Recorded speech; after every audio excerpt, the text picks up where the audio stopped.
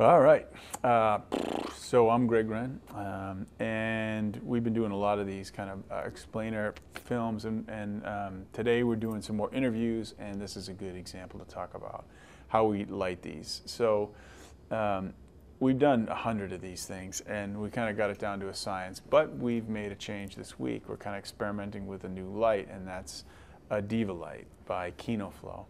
And I first used the Kino Flo lights back in Los Angeles in the sort of early 90s when I worked in the movie business. I don't remember when they came out, but I think it must have been sort of when they were first coming out, and I thought it was kind of cool then. And it's been a long time since I sort of even brought it back into my sort of radar. And for the most part, it's just because we've just used what we use, and it always worked. So traditionally, we light interviews with a Tota-light, which is Lowel, L-O-W-E-L-L, I think, makes the Lowel Tota-light. And it's just a tungsten light. They come in 500 watt, 700 watt, or 1,000 watt bulbs. And we put them inside a speed ring and then plug them into the wall, and they light up. And that's 3,200 degrees Kelvin, right, which is a yellow light.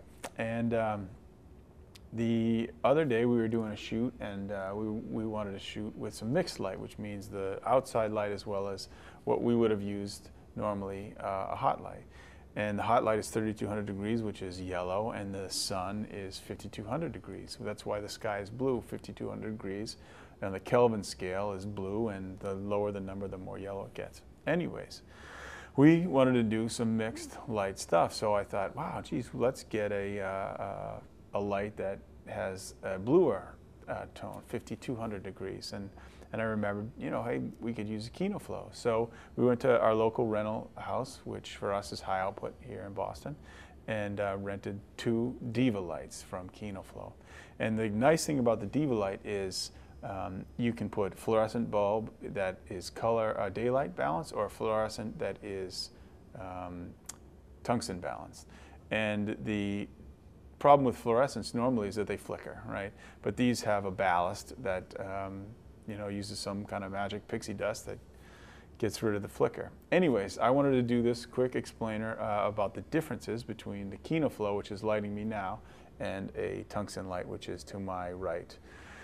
So this is up a little bit higher. It's probably a little bit more contrasty than we normally have because I need them close so that I can hold the cords to switch them on and off. But so you get to see this light on me right here. Okay, so this is the Kino Flo Diva-Lite 400, I think is the number, and it's got tungsten balanced fluorescence in it. If you want to switch, it's easy to just pull them out. So I'm going to simultaneously, as Richard would say, being from England, switch off the Diva-Lite and turn on the Tota-light, and we're going to see the difference.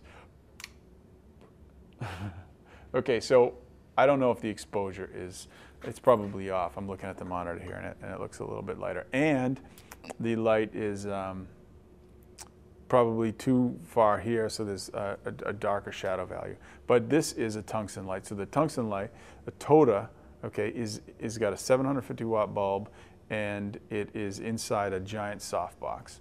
Okay, so we're going to go back here to the Diva-Lite. Okay, we're going to do our magic here. So I'm going to turn this on earlier and then shut this one off. Okay, and that brightens up. And there again is the Diva-Lite. Right? So let's go back. Diva-Lite on my left, and the tungsten light on my right. And one more time for all those excited people out there. So on and then off. Okay. So the big difference, okay, for the interview that we just did, we just spent 2 hours here talking to a person, and the biggest difference is the heat. This Diva-Lite doesn't throw off nearly the heat that the tungsten light does. So it allowed us to really have a longer interview with much less stress on the interviewee. And it's also smaller.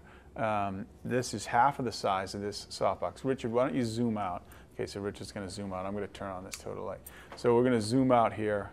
Now I'm really overexposed. You can zoom out a little faster. Okay, so we see here, we're seeing the softbox. This is a real big Chimera softbox, okay? And we can see the Diva-Lite here. Maybe we'll look at some photographs now. But you can see the footprint here, okay, of this Diva-Lite versus the softbox. It's a hell of a lot smaller, right? So heat is less, the size is a lot less, and the other thing is we don't have any diffusion on it, right? This is just the fluorescent. There's a grid on there so that it doesn't kind of spill willy-nilly. But that's just the bare bulb, basically, and this is inside a softbox. And one last thing about this Diva-Lite, I'm not going to get up because I'm all wired here with this microphone, but there's a rheostat on it. So I can, for all intents and purposes, I can dial this light down. So, and we did that because this light at this proximity was a little bit brighter, and so we turned down the rheostat on this light to get the exposure right, which is really handy because you cannot do that with a Tota-light. Anyways, this is getting a little long-winded, but here we got the Diva-Lite, right? You want to zoom in on me? One last one. Come on, zoom in on me.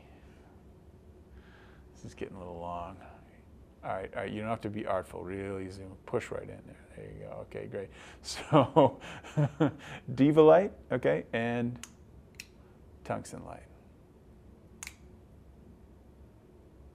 All right, you can see that's another thing that took a second. They also say that it takes 3 minutes, roughly, for that light to come up to full color temperature. So I feel like I'm doing some kind of thing. Okay, ready? One more time. And tungsten and Diva-Lite. That's it.